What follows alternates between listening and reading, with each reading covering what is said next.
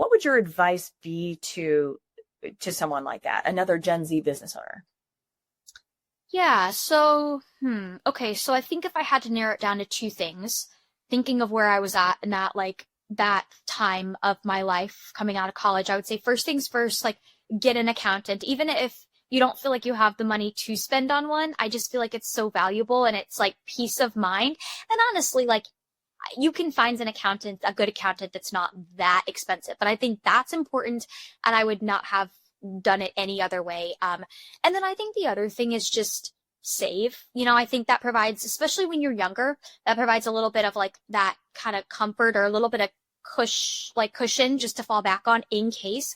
Because I see this could also just be the area that I live in. I feel like the Tampa areas, there's a lot of this that goes on, but you see a lot of like young, like Gen Z, millennials, living very lavish lifestyles. And I'm not trying to jump in and like, make judgments or anything, but I do feel like a lot of people get caught up in like, okay, I'm a young business owner. I want to look like I make a lot of money. And then they, buy all these material goods. Therefore, like, but they're also barely making enough to make ends meet. So I think saving, especially in those early stages, is nice. At least that's kind of the thought process I've always had. So that way I can save now. So that way I can kind of buy and provide myself a little bit more flexibility, far in the future.